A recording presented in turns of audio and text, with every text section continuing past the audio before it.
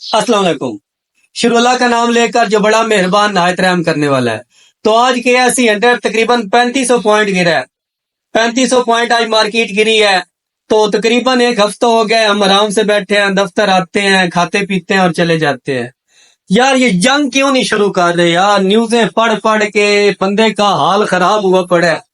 ये देखे हमारा दोस्त इंडिया की खबरें देख देख के, ये देखे ये रात को भी कहता है यार जंग क्यों नहीं लग रही है। तो जंग फिलहाल हो नहीं रही, तो इस बेचारे का जो है ना वो डिप्रेशन से हाल खराब है। ये हर घंटे बाद ऑफिस में आता और कहता है यार जंग लगने वाली है, जंग लगने वाली है, पर जंग आगे से होती नहीं है।